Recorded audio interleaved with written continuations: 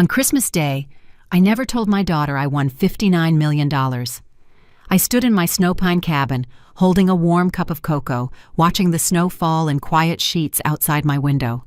Silence helps you see people clearly, and I needed clarity more than celebration. I noticed the wooden box on my shelf, the one that holds the truth. I kept it locked. People act different when they think you have money. People act honest when they think you don't. That difference matters. Emily thought I skipped Christmas dinner because I preferred a quiet night. Brian thought I stayed away because I couldn't afford their world. Let me ask you something. Why correct people who are comfortable with their assumptions? I touched the red scarf Emily left behind. It still carried her warmth. Thank goodness she didn't know what I was protecting her from. 6 days passed. Snow kept falling, the kind that makes every sound sharper. I was pouring another cup when I heard a knock. Not Lucy's gentle tap. This one was deliberate, hard. A knock from someone who already decided who I was. I set the cup down, walked to the door, and opened it 2 inches. And there he was, Brian, standing stiff in the cold, eyes full of something that wasn't concern. Beside him stood a man in a tailored coat holding a leather briefcase. "Helena," Brian said. No warmth, no smile. That's when I realized something was wrong. The house felt colder than usual that morning. Snow tapped the window like a reminder that Christmas exposes people, one way or another. I folded my red scarf, placed it on the arm of the chair, and walked toward the bedroom closet, the one space no one ever questioned. The wooden box waited on the top shelf, heavy, plain, forgettable. A box that matched the life everyone assumed I lived. I pulled it down gently. The lid opened with a soft click. Inside, bank certificates, trust documents, keys to safety vaults, and the original winning ticket worth $59 million. Folded once, crisp, quiet, just like me. Brian and Marjorie had never seen this side of my life. Emily didn't know either. I didn't hide it because of fear. I hid it because silence clears the fog. When people think you have nothing, they stop pretending. A knock echoed downstairs, sharp, confident, the kind that belongs to someone who believes the whole world should move aside for them. Brian. Of course. The wooden stairs creaked as I walked down. I opened the door just enough for the cold wind to slip in. Brian stood on my porch in a cashmere coat, smile too polished to be sincere. "Helena, morning." Emily asked if I could stop by, just a quick talk. A quick talk with Brian was never quick and never harmless. "Come in." He stepped inside, eyes doing a full sweep. The old lamp, the modest sofa, the tiny tree with a few ornaments, everything he needed to confirm his assumptions. "Looks cozy," he commented, pulling off his gloves. Cozy was Marjorie's favorite word for poor. I motioned toward the table. "What's this about?" Brian cleared his throat, lowering himself into the chair like he was taking a seat at a negotiation table. "So, Christmas dinner tonight. My parents want everything smooth. No tension, no surprises." "No surprises," I repeated. "Well, yes. They're a little sensitive about financial boundaries." He paused, waiting for me to react. "They just want clarity." "About what?" He leaned his elbows on the table. "Emily told them you still work part-time. They're worried you might need help down the road, and they don't want Emily feeling obligated." There it was. A polite way of saying they didn't want me burdening their daughter. "And what do you think?" I asked.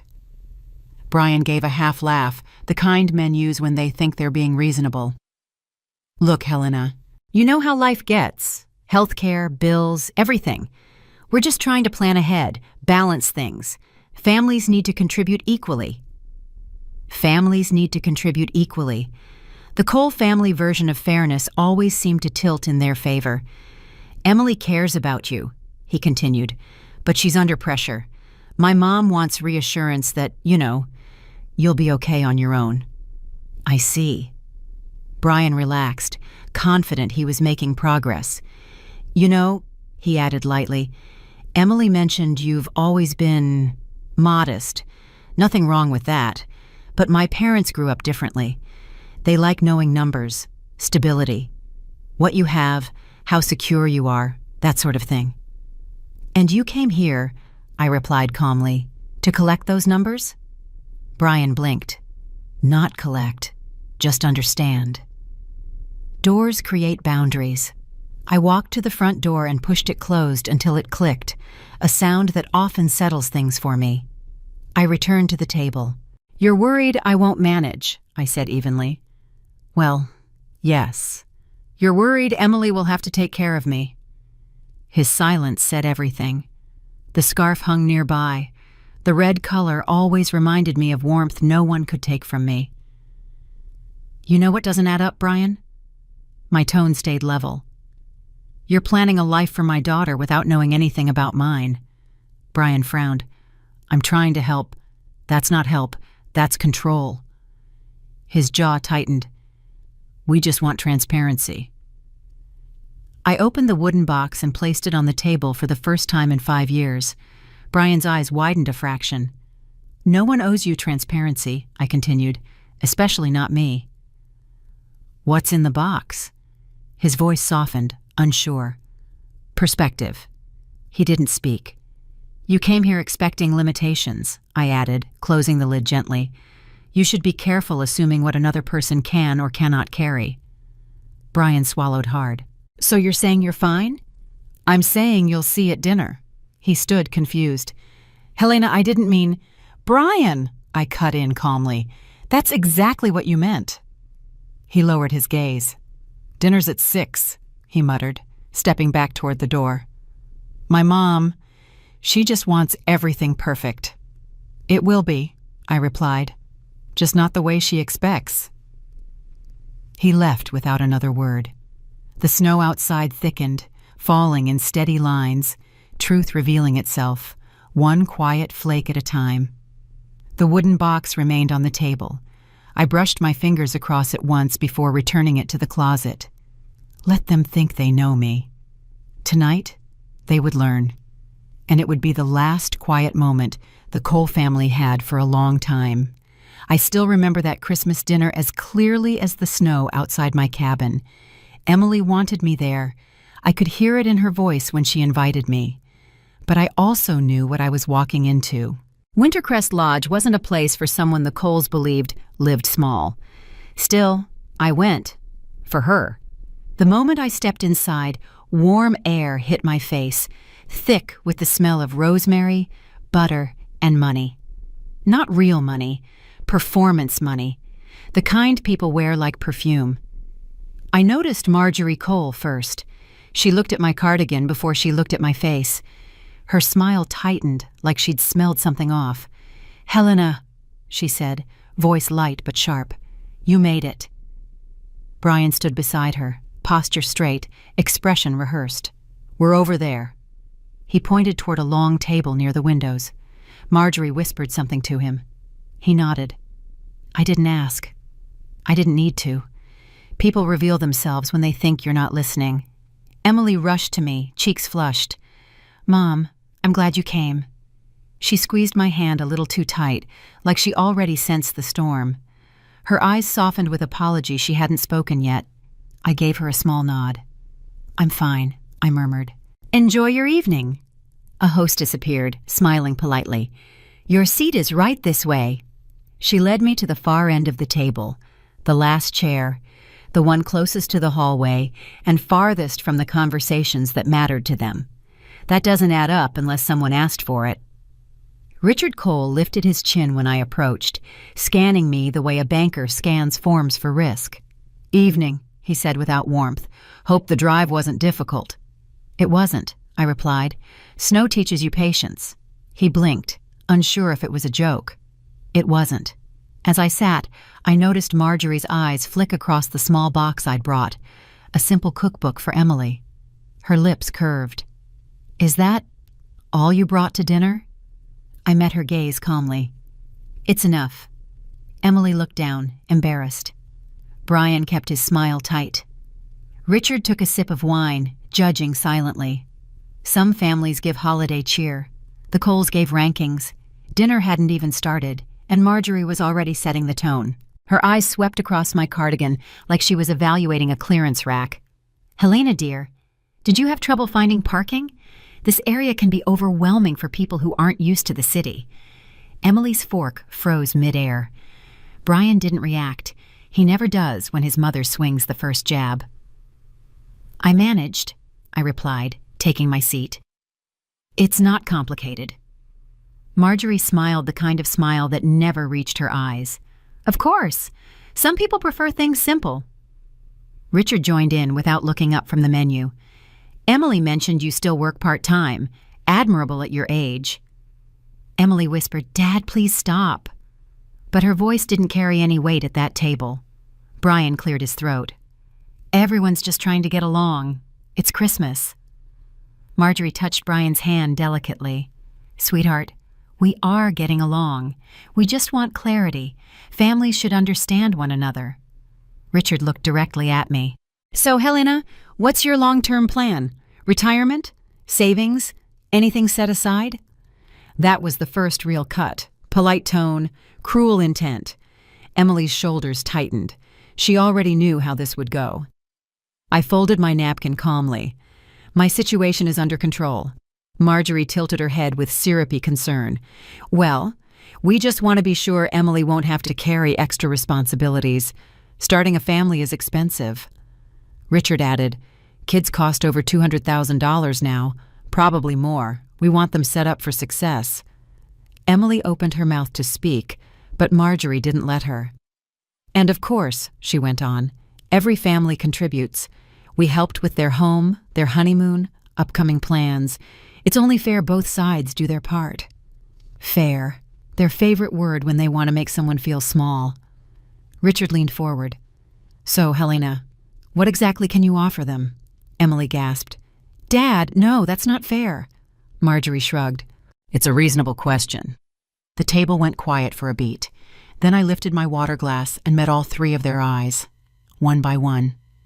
"You're worried I don't have enough, that Emily will end up supporting me, that I'll interfere with your plans." Brian looked down. "I'm not asking you to support me," I continued, voice steady. "And Emily has never been responsible for my stability." Marjorie's smile stiffened. "We just want full transparency." "Transparency," I repeated. "That's a big request from people who haven't shown any." Richard frowned. "Meaning what exactly?" "You've drawn conclusions about me since the moment I walked in."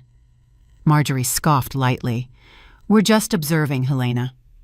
"No," I corrected, keeping my tone almost gentle. "You're assuming, and you're assuming wrong." Richard's fork paused midair. Marjorie's jaw tightened. Brian's eyes darted between us. Emily looked at me like she was finally breathing again. I placed my glass down and let the words land without raising my voice. "You want to know what I can offer? You'll find out soon enough." The air shifted, just slightly. Not loud, not dramatic, but enough for every person at that table to feel the balance tip for the first time all night. The waiter had just set down the salads when Marjorie leaned forward, elbows elegant, voice dipped in honey. "Helena, dear, are you aware Emily mentioned you don't have any real investments? Nothing saved, nothing long-term?" Emily's breath hitched. Brian looked stunned. He didn't know she had said that. Marjorie continued, "We just want to understand what Emily can realistically expect from your side of the family." Richard followed immediately. "Because everything eventually falls back on the parents, especially your parent." Emily whispered, "Dad, stop!" But the words barely left her lips. I adjusted my scarf, calm. "You're very concerned about my finances," Marjorie laughed softly. "Oh, we're not concerned. We're informed." The way she said informed was the most elegant slap a person could give. She kept going. "We just want balance, stability, fair contribution. You understand." The waiter froze mid-step behind me. Even he felt the temperature drop. Richard added, "Nothing personal. We just need to know whether Helena can support her daughter's new life, or if, well..." His hand hovered, gesturing at my cardigan, my shoes, my everything. "This is it," Emily whispered. "Dad, Please. Marjorie raised her hand gently, silencing her own daughter. Sweetheart, let the adults talk. That was the moment the room snapped into perfect clarity. I rested my palms on the table, slow, controlled. You want adults to talk? Let's talk. Marjorie blinked, caught off guard by the shift in tone. Richard straightened in his seat. Brian swallowed. Emily stared at me, wide-eyed. I continued, everything you've said tonight, the questions, the assumptions, the concerns, all point to one thing. Marjorie raised a brow. And what's that? You're not worried about Emily. Silence. You're worried about protecting your version of status, your version of comfort, your version of image. Richard scoffed. That's ridiculous. No, I countered gently. It's predictable. Marjorie crossed her arms. You're being dramatic. Am I?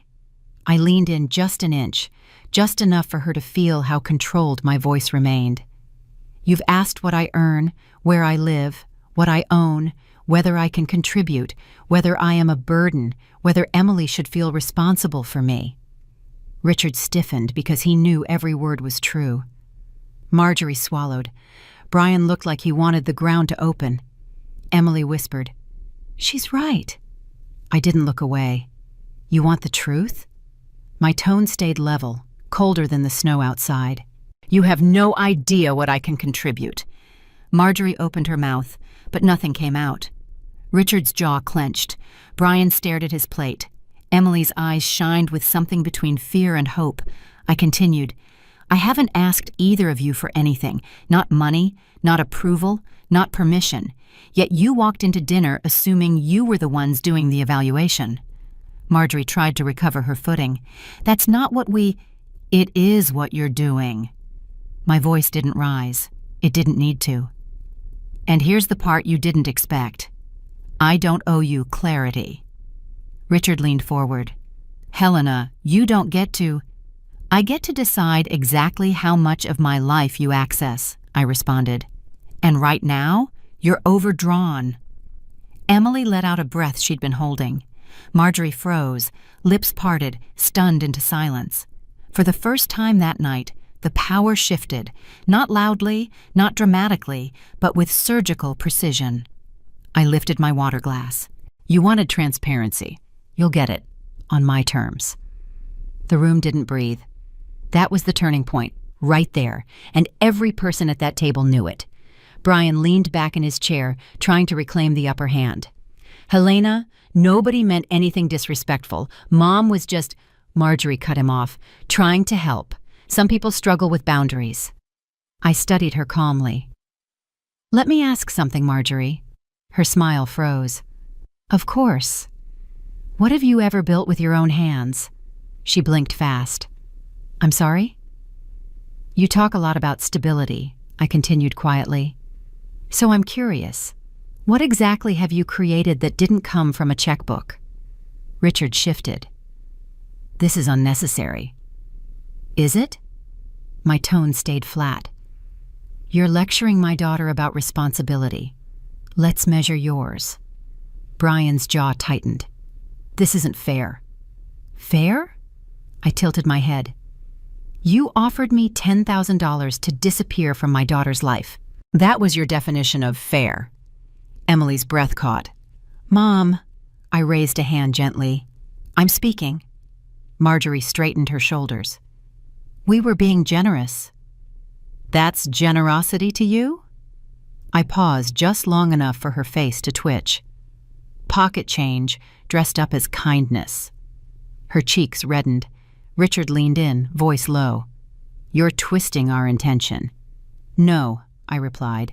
I'm clarifying it. Brian sputtered. We didn't come here to be interrogated. Then don't act like you have authority you don't possess. Silence knifed through the table. Emily stared at me. Shock, confusion, recognition all at once. I continued, calm as stone. There's a difference between having money and understanding it. You've had access, not skill. Richard's eyes hardened. You don't know us. I know enough. I nodded toward him. 2 mortgages, 3 refinanced loans, a business you consult for but don't own, and a lifestyle carried by credit, not cash. Richard froze. Brian's gaze snapped toward his father. Dad? Is that true? Richard didn't answer. Marjorie whispered sharply, Helena, that's private. So is offering to buy me off. We're past private, Marjorie. Emily touched her chest, shaken. I didn't know any of this. You weren't meant to. I lowered my voice. People who judge others by money usually have less than they pretend. Marjorie swallowed hard. You're attacking us. No. I picked up my napkin slowly. I'm returning your own questions. Brian's tone cracked. Why does it matter what my parents have? Because they used it as a weapon, I answered. Against me, against Emily, and against you. Emily's eyes filled. Mom, you're right. Marjorie reached for her glass, hand trembling. This is inappropriate. Inappropriate, I echoed. Like asking if I have savings? Or telling me Emily deserves a higher lifestyle? Or sliding a check across the table to erase me? No one answered. I folded my hands. Here's the truth. You don't understand value. You only understand appearance. Richard glared. And what do you understand? I met his stare without blinking. How to see through people. Brian exhaled shakily, the first crack in his confidence. Helena, what exactly are you trying to say? That your entire performance tonight, I replied, voice cold as the snow outside, just showed me who actually has power at this table, and it isn't any of you. The table went still. Emily whispered, Mom, I believe you. Brian swallowed.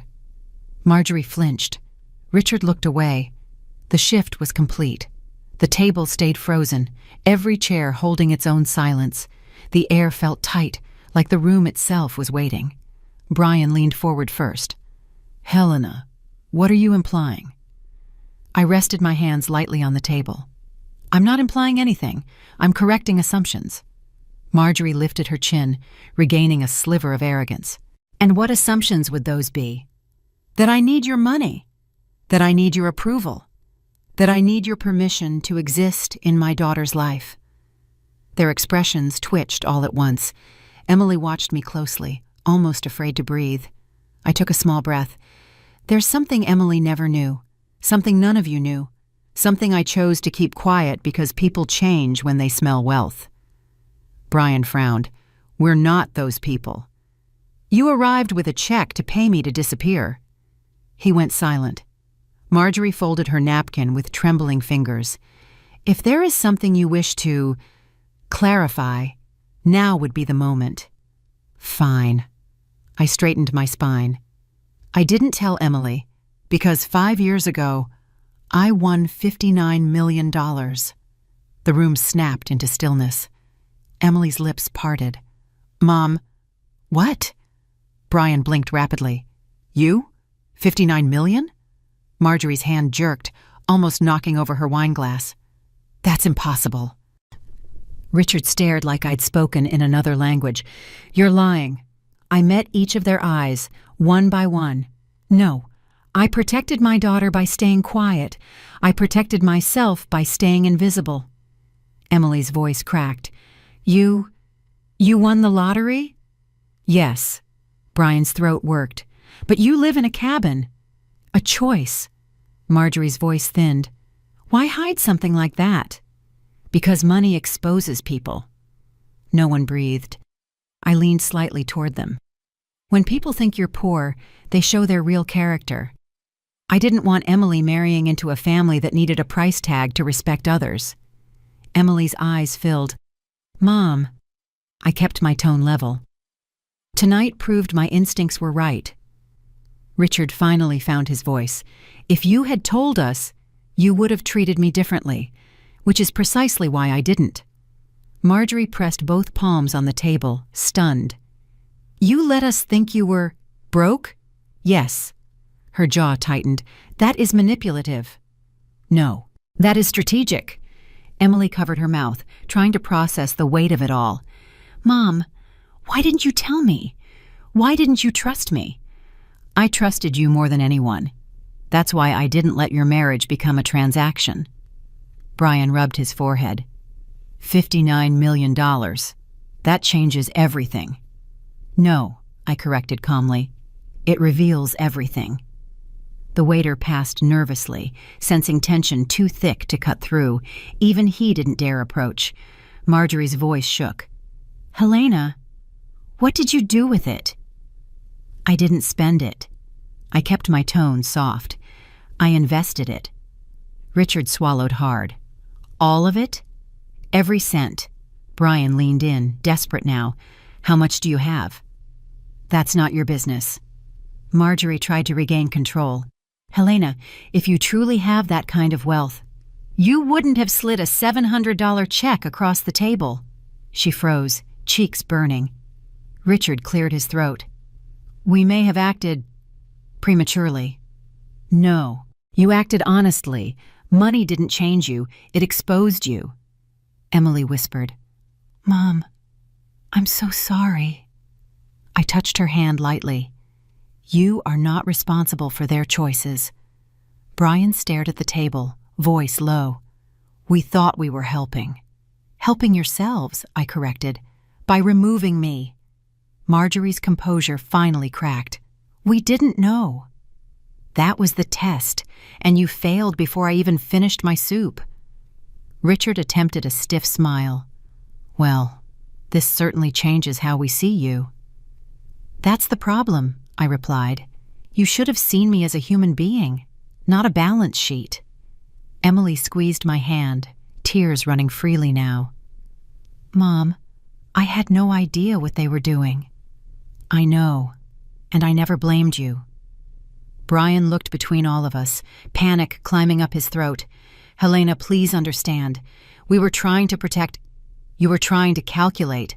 Marjorie swallowed. "And now?" I stood, slow and steady. "Now you understand that the woman you tried to diminish could buy your entire world 3 times over." Their faces collapsed into pure, raw shock. "And yet," I added quietly, "I never needed to." Emily reached for me. "Mom." I finally looked at her, softening only for her.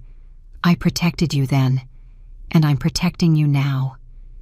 The entire table stayed silent. Power had shifted completely, and no one dared move. Marjorie recovered first, or at least tried to. She lifted her chin, forcing confidence back into her voice. "Helena, you deceived us." "No." My tone stayed steady. "You exposed yourselves." Richard stiffened. "We were trying to understand your situation." "By offering hush money?" Brian flinched. "That wasn't the intention." "Then what was it?" I looked at the envelope still on the table. "Because from where I'm sitting, that was an attempt to erase me." Emily inhaled sharply. "Mom, I placed a hand over hers. "You can speak later. This is still their moment." Marjorie's breath caught. "Their moment?" "Yes." I leaned back calmly. "The moment where everything you tried to hide becomes impossible to cover." Her eyes flashed. "We weren't hiding anything." "Your assumptions," I replied softly. "Your entitlement. Your belief that money makes you superior." Richard leaned forward. "We worked for what we have." "Did you?" I kept my voice even. "Or did you just get used to people pretending?" He froze. Marjorie bristled. "You cannot talk to us like—" "I'm not talking." I kept the table pinned under my gaze. "I'm returning your own words." Brian rubbed his temples. "Helena, none of this is necessary. It is when people confuse cruelty with sophistication." Marjorie's cheeks reddened. "Cruelty? We were being generous." "You were insulting me with a smile." My tone never rose. "That's the most dangerous form of disrespect." Emily's voice cracked. "Mom, they shouldn't have spoken to you like that." Marjorie rounded on her. "Emily, don't take that tone. She doesn't have a tone, I cut in. She has clarity. Richard let out a thin breath. You're twisting everything. No. I rested both palms lightly on the table. Let's review, shall we? Marjorie blinked rapidly. Review? Yes, the things you felt comfortable saying when you thought I had nothing. The room tensed. I lifted one finger. You asked if my cabin was too hard to live in at my age. Her lips parted. Second finger. You asked if I had any savings. Brian swallowed. Third. You called my life modest, as if modesty were a flaw. Silence wrapped around us like plastic. And then, I continued, you offered $700 for my absence. Richard's face drained. You're focusing on the worst moments. No, I'm showing you your reflection. Emily's eyes watered. Mom, I'm so sorry you sat through that. Don't apologize for them, I murmured. Brian cleared his throat, desperate now. Helena, you're blowing this way out of proportion. I turned slowly toward him. You came into this room convinced you held power, that you could dictate how much of a mother Emily was allowed to have.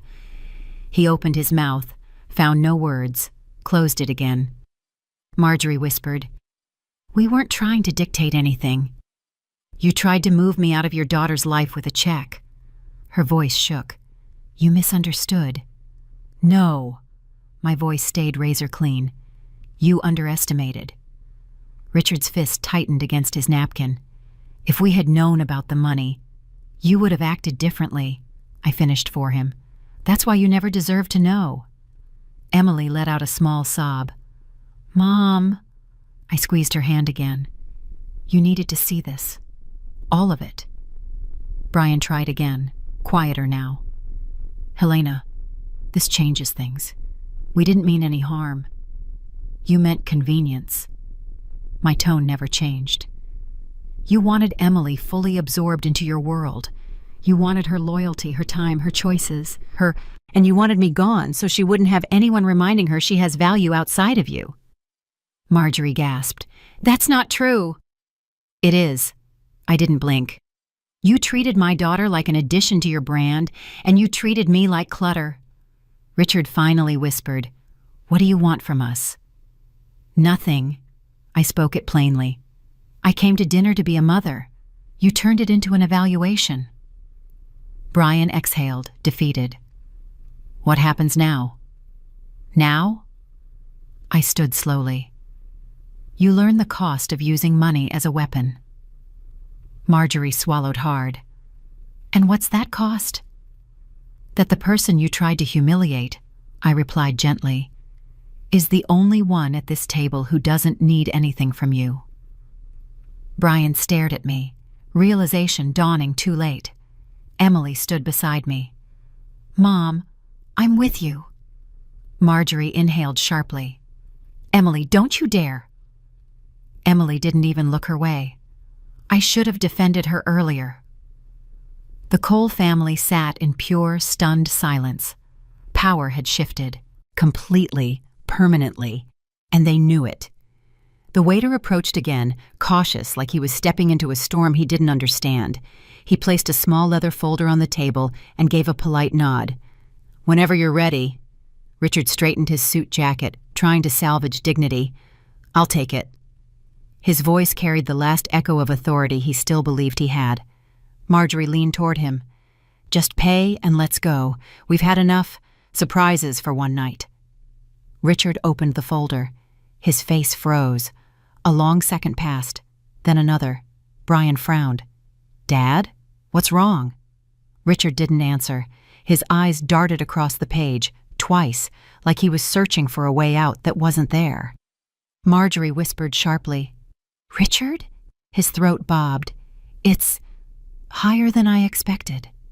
Marjorie forced a brittle laugh. Richard, it's just dinner. But his hand shook, only slightly, but enough for me to notice. Emily caught it too. Her eyes widened. Is everything okay? Richard shut the folder quickly. It's fine. He produced a platinum card and handed it to the waiter with a stiff nod. "Run this." The waiter took the card, dipped his head, and walked away. Marjorie reached for her wine glass, but her fingers trembled before she steadied them. "Richard always covers dinners. This is nothing." Brian forced a smile. "Yeah, Dad's card never fails." Emily glanced at me. She didn't say a word, but she didn't have to. I noticed that. The waiter returned too quickly. Much too quickly. He leaned in slightly, lowering his voice. "I'm very sorry, sir. The card didn't go through." Everything stopped. Marjorie's mouth dropped open. "That's impossible." Richard stiffened. "Run it again." "Of course." The waiter left. Emily stared at her lap, stunned. Brian rubbed the back of his neck, flustered. Marjorie looked like someone had just slapped her with etiquette. I sat quiet, still, observing every crack forming in their veneer. 30 painful seconds passed. The waiter returned again. His face held that soft, apologetic expression servers master when they know they're dropping a bomb. "I'm sorry, sir. Declined again." The second detonation was louder. Marjorie jolted upright. No, that card has no limit." Richard shot her a warning glare. "Keep your voice down." People at nearby tables turned their heads. The hum of quiet conversation shifted. Brian leaned in, whispering harshly, "Dad, what's going on?" Richard's jaw locked. "Bank error," Marjorie hissed. "Fix it." "How do you expect me to fix it when they won't approve the transaction?" Brian shifted, trying to recover. "I've got my card." Marjorie grabbed his wrist. "No, you don't cover dinners for your parents." "It's just a bill. It's not about the bill," she snapped under her breath. Richard inhaled like he was drowning in humiliation. "We'll sort this out." Emily watched the scene fully horrified. Her voice cracked quietly. "Dad, do you need help?" He didn't look at her. Absolutely not. But panic was rising. Fast, visible. Marjorie attempted a brittle smile toward me. "These things happen. Bank systems glitch." I offered a calm nod. "Of course." She blinked, thrown off by the lack of mockery. The waiter returned. "Would you like to try another card, sir?" Richard tugged out a second card. Black, gold chip, heavy. "This one." The waiter disappeared again. Silence spread through the table like smoke. Marjorie stared at her water glass, hands trembling in her lap. Brian's knee bounced under the table. Emily held her breath. The waiter came back slower this time. Everyone braced. He cleared his throat softly. "Sir, it didn't go through either." Marjorie slapped a hand over her mouth. No, that's not possible."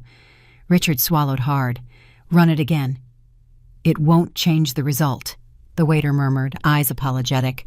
Brian stared at his father, disbelief spreading across his face. "Dad, what's wrong with your cards?" Richard grabbed his phone, rising abruptly. "I'll call the bank." Marjorie's voice tightened to a low hiss.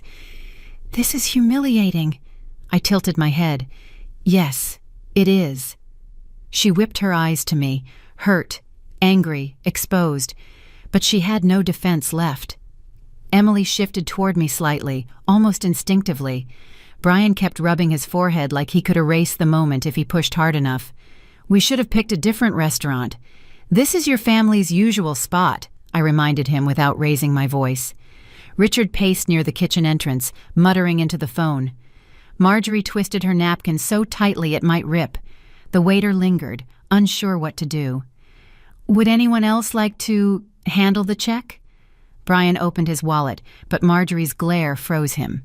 "Put that away." Emily whispered, "Mom, do you think they're okay?" "They're uncomfortable," I replied softly. "They're not used to being seen." Brian finally snapped. "Why are you so calm?" "Because I'm not the one pretending." He froze. Richard returned, face flushed. "The bank flagged the charges. They need identity verification before approving anything." "So they declined them," Marjorie breathed in disgust. Richard sank into his chair, defeated. "They're calling back. It's a mess." The waiter waited patiently. Marjorie looked around desperately. This shouldn't be happening. I opened my canvas bag quietly, pulled out my wallet, slid one card out with 2 fingers. Black, matte, heavy, infinite privé. The table collectively inhaled. The waiter straightened immediately. "Of course, ma'am." Marjorie stared at the card like it was radioactive. "Is that—" "Yes." Brian's eyes widened. "That's a high-tier elite card. You need serious wealth for one of those." Richard just stared at it, defeated. How do you have that?" "I qualify." The waiter accepted the card with a level of respect he hadn't offered anyone else at the table that night. "I'll take care of this for you." When he walked away, silence pressed hard against the table. Brian leaned forward. "Helena, you didn't need to step in." "You're right," I answered. "I didn't." Marjorie shook her head slowly. "Why would you even carry a card like that if you wanted to look poor?" "Because staying invisible," I replied calmly, "doesn't require being helpless." Emily looked stunned. "Mom, I didn't know you had that." "There's a lot you didn't know, and none of it was your fault." Brian swallowed. "You really planned all this?" "No. I planned to protect my daughter. The rest of this," I gestured lightly toward the entire scene, "you did yourselves." Marjorie blinked fast, her voice barely audible. "You're enjoying this." "No." I met her eyes directly. "I don't enjoy humiliation. I understand consequences."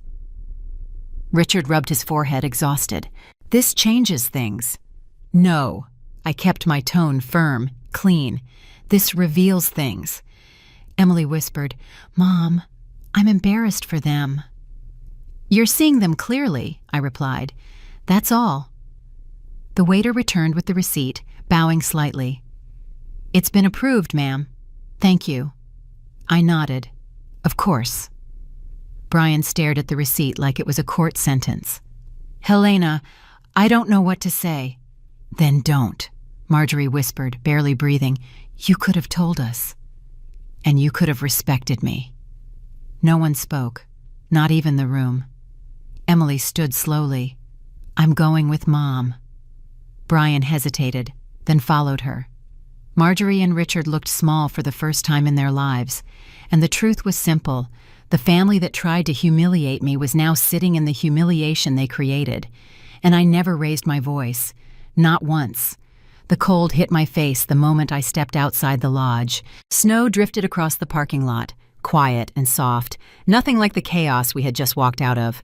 Emily stayed close to me, still shaken. Brian hovered a few steps behind her, unsure how to approach, unsure whether he should. A yellow taxi rolled up, tires crunching through ice, the window lowered halfway. "Cold night to be walking," the driver remarked with a warm, gravelly tone. "Need a ride?" I nodded once. "Yes." Emily squeezed my arm gently. "Mom, can we talk tomorrow?" "We will." My voice stayed steady. Brian tried to find words. "Helena, One step at a time," I told him, then opened the back door. The cab felt warm, almost peaceful. The city lights blurred against the snowy windshield as we pulled away. For the first time in hours, silence didn't feel hostile. It felt earned. The driver glanced at me through the rearview mirror. "Rough dinner?" "A necessary one." He let out a knowing hum. "Let me guess. Folks showed you who they are?" "They did." He nodded, as if he'd heard every version of this story before. Truth has a funny way of doing that. Snow streaked across the windows. For a moment, the world looked softer. "You look lighter," he added. "People usually look heavier after the truth drops." "I'm not carrying their behavior," I answered quietly. "That's theirs to keep." "Good," he murmured. "That's the right kind of wisdom." The cab slowed as we approached the turn leading up the hill toward Snow Pine Cabin. The driver gave me another look. "You ever notice? Snow makes the world honest, covers everything the same." I watched the road ahead. "Honesty brings peace." He smiled. "And peace looks good on you." The cab stopped in front of my cabin. I stepped out slowly, the cold air sharp on my skin. The driver waited until I reached the porch before pulling away. The night was quiet. Still, clean. For the first time since Christmas Day, I felt it fully. The truth had set me free. The house was silent when Emily arrived. Snow clung to her coat, and her breath came out in short, uneven bursts. She didn't knock. She stepped inside as if she feared her courage might vanish if she paused too long. I watched her close the door with trembling hands. "Mom?" Her voice cracked immediately. Can we talk?" I nodded toward the sofa. She didn't sit. She looked like someone who'd been running from a fire and wasn't sure if her feet had actually stopped moving. Brian stood right behind her, shoulders stiff, jaw locked. His eyes didn't hold the arrogance from before. Tonight, he looked like a man watching the last thread of his old life snap. "What happened?" My tone stayed steady, cool, giving them room to speak without drowning in shame. Emily drew a shaky breath. "They lost it. Completely. As soon as you walked out of that restaurant, they went after me." Brian lowered his gaze. "They went after both of us." Emily's hands twisted together. "Mom, they screamed. In the middle of the parking lot, they said you manipulated us. They said you embarrassed them on purpose. They said you planned everything." I lifted one eyebrow. "Did you believe any of that?" Her answer came fast. "No, not for a second." Brian's jaw tightened. "My mother cornered her, called her weak, told her marrying me would drag her down, told her you were a burden." Emily nodded, tears burning at the edges of her voice. "And when I tried to defend you, she said I'd grown disrespectful, like I owed her something." My chest stayed calm. This was exactly what I expected. "What did you do next?" I asked quietly. Emily swallowed. "I told her to stop." She blinked hard. And she didn't. She got louder. She said I was choosing the wrong family. Brian stepped closer, voice low. My dad accused me of ruining my future, said I was throwing away stability. I met his stare. Stability built on what? He exhaled sharply. Control. "That's right." Emily pressed her palms against her thighs. "Mom, I tried to walk away. She grabbed my arm, hard." She looked at me through tears that refused to fall. "I pulled back and told her never to touch me again." My voice stayed level. "Good." Emily froze. Then her breath shuddered out, like she wasn't expecting approval. Brian rubbed his neck. "They told us we weren't welcome back unless we apologized." My brow lifted slightly. "Apologized for what?" Emily's laugh came out broken. "For defending you. For defending myself. For not falling in line." Silence stretched for a moment. Not heavy, clarifying. Emily finally sank onto the sofa, shoulders collapsing. "Mom, I can't go back there. I can't keep pretending they're right about everything." Brian sat beside her. "And I'm done letting them run my life." He paused. "They don't own me, or her." Emily looked up. "I told them I was choosing my marriage, my future, my peace." Her voice steadied for the first time. "I told them I was choosing you too, because you've never lied to me, never manipulated me, never made me feel small." A long breath escaped my chest, controlled, quiet, almost unnoticed. "What happened after that?" I asked. Emily wiped her cheek. "My mom tried to guilt-trip me again. She cried. She said I owed her loyalty because she gave me everything." I shook my head. "She gave you expectations, not freedom." Emily's chin trembled. "That's what I told her." Brian looked stunned. "She didn't hold back.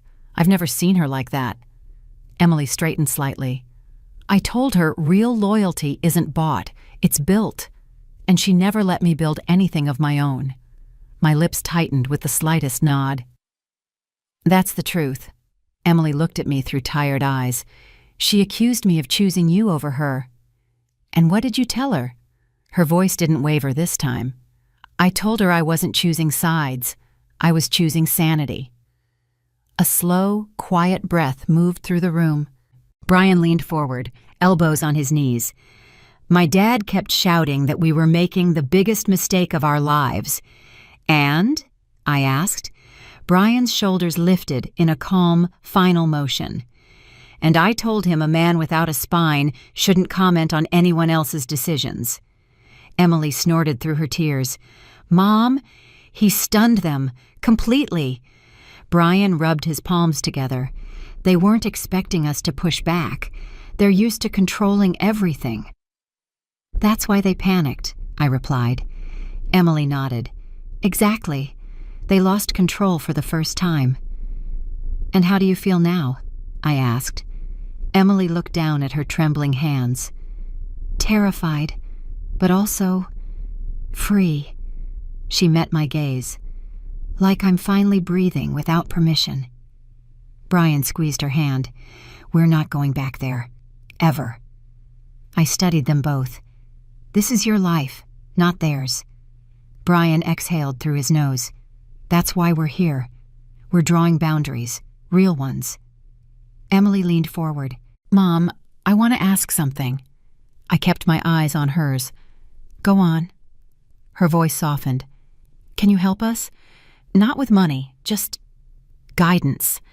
I've never stood up to my parents like this. I feel like I'm walking into a world I don't know. I held her gaze steady. You're not walking into anything alone. Her shoulders eased, just slightly. Brian cleared his throat. There's something else. Emily whispered, Tell her. He nodded. They threatened to cut us off financially. I didn't even blink. Let them. He froze. You're not worried? No. Emily stared at me. Why? I leaned back calmly. Because anything built on fear collapses anyway. Better it collapses now than later. Brian's breath caught. Mom, that's exactly what it feels like. Emily brushed a tear away. I don't want their money. I just want my own life. And you'll build it, I replied. Piece by piece, without their hands in it. Emily placed a hand over her chest. Mom, am I doing the right thing? My voice stayed soft, but firm enough to anchor her. You're doing the brave thing. That's always the right thing. Emily broke, just for a moment. A quiet sob escaped as she leaned toward me, not collapsing, but reaching. I opened my arms, steady and calm. She folded into the hug like someone stepping out of a storm. Brian wiped his face with the back of his hand. Not dramatic, human. When Emily finally sat upright again, her breath came easier. We're done with the Coles, she whispered. We're choosing peace. I nodded once, then start living like it. She exhaled long, as if a weight had finally slid off her spine. For the first time all evening, her voice didn't shake. Mom, I'm proud of the woman you are, and I want to learn how to stand like that too. A quiet warmth moved through the room, not loud, not sentimental, real. You will, I told her, starting now. Morning light spilled gently across the wooden floor of Snow Pine Cabin. A thin frost glazed the windows, and the mountains outside were washed in soft gold. It was the kind of morning that looked calm, even if the world underneath wasn't. I poured tea into 2 cups, my usual chamomile and a second one, waiting. I knew she'd come. 10 minutes later, a hesitant knock tapped against the door. 3 light knocks, the kind Emily always used when she wasn't sure of her place. The door opened slowly. She stepped inside wearing yesterday's coat, hair pulled back in a rush, cheeks flushed from the cold. She looked young, nervous, and painfully sincere. Mom, can I come in? I gestured toward the chair near the window. She sat, but couldn't stay still, hands twisting, breath uneven. The apology arrived before she even lifted her head. I'm sorry, truly, for everything. Her voice wavered, but not from weakness. This was exhaustion, the honest kind. I let them shape how I treated you. I let their words decide who you were. You never deserved that. The cabin stayed quiet, letting her fill the silence herself. I knew the way they looked at you was wrong, she whispered. But I didn't push back. I didn't ask questions. I didn't defend you. Her eyes lifted. "And you still protected me last night." A slow inhale left my chest. Protection isn't a transaction. I kept my tone even, grounding. "It's a choice." Emily wiped her cheek. "Why didn't you ever correct me? Why didn't you tell me you were wealthy? Why let me believe you were struggling?" "Because knowing who people are is more important than knowing what they own." Emily froze. I continued, calm and steady. "If you see someone's true character, you know how close to stand. Money hides people. Silence reveals them." Her breath trembled. "So you were testing us?" "No, I was observing." Another silence stretched, but this time she didn't shrink from it. She let it settle. "Mom, you were right about them," she whispered. "About how they treat people, about how they treat me." She swallowed. "I don't want to be like that. I don't want my children growing up in a family ruled by fear and money." Her shoulders softened, relief mixed with grief. "What do you want instead?" I asked. Emily clasped her hands. "Peace, respect, a home that doesn't punish honesty." She hesitated. "And I want you in my life, fully, without distance." The words landed with a warm clarity. "You don't need my money," I reminded her. "You need my presence." Tears threatened again, but stayed steady this time. "Yes, I do." We sat quietly for a moment. Not awkward, earned. She finally reached for the tea, warming her hands around the cup. "Mom, can you forgive me?" Her voice was small, vulnerable. Not from weakness. This was courage wrapped in honesty.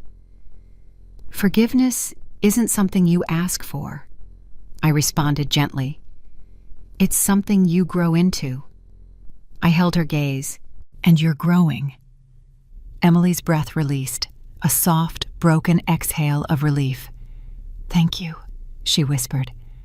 "I didn't realize how much of my life was run by fear until last night." "Fear disappears when you stop feeding it," I replied. She nodded slowly, as if committing the lesson to memory. Then she leaned forward. "I want to rebuild my life, with Brian, without their influence, and I want to learn the strength you carry." I studied her expression, earnest, shaken, but determined. "You already started," I told her. "Walking away from people who raised you is not weakness, it's evolution." Emily's eyes warmed. "Can you guide me? Not with money, just with how to think, how to stay calm, how to stay me." "You do that by remembering 4 things, I answered.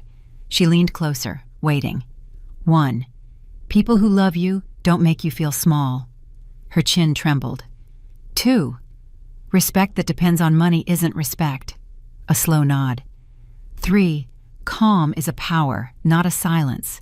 Her breath hitched, soft and sharp. And 4. I held her gaze unbreaking. You never let someone else decide who you are. Emily's hand lifted to her mouth, trembling with recognition. I needed those words. That's why I gave them. She wiped her cheek again. Mom, I promise I'll never let them belittle you, or me, ever again. You won't need to fight, I replied softly. Just live in a way that proves them wrong. A small, fragile smile formed. I want to. Her voice steadier now, she added, Brian does too. He wants to come by later, to apologize, to start over. I'll listen, I answered simply. Emily leaned back, breathing easier, shoulders no longer curled in fear. Mom, the way you handled them last night, it changed everything. You didn't shout, you didn't break, you didn't even raise your voice. Awe filled her expression. You just asked the right questions, and their whole world fell apart. Truth is efficient, I replied. It doesn't need volume. The clock ticked softly behind us, the only sound for a few heartbeats. Emily rose slowly and stepped toward me. Can I hug you?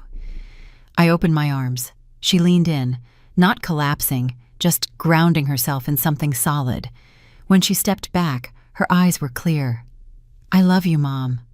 A warmth flickered across my chest. "I know." Emily laughed through her breath. "That's the most you answer ever."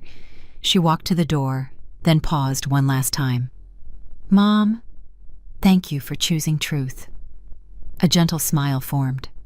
It saved me. After she left, the cabin felt quiet again, but not empty. Snow outside drifted softly, the world clean and honest. For the first time since Christmas Day, the story felt complete. Not because I won, but because she finally did. The snow kept falling outside my cabin long after Emily left, soft and slow, like the world had finally taken a breath with me. Peace didn't arrive all at once. It arrived the moment truth settled where silence used to sit. And maybe that's the real ending to this story. Not the money, not the humiliation, not the downfall of the people who thought wealth equals worth, but the quiet return of a daughter who finally saw clearly. Life has a way of testing your character. Sometimes those tests come wrapped in cruelty, and sometimes they come through the courage of someone finding their way back to you. If my story meant something to you tonight, even just a little, I'm grateful. Thank you for sitting with me through every moment, every breath of cold truth, and every warm step toward healing. If you'd like to hear more stories like this, stories about strength, family, dignity, and the quiet kind of justice, you're welcome to stay with us. Remember to subscribe to Grandma Life Stories so you don't miss the next chapter we share together. And as always, thank you for listening. Take care of yourself tonight. I'll see you in the next story.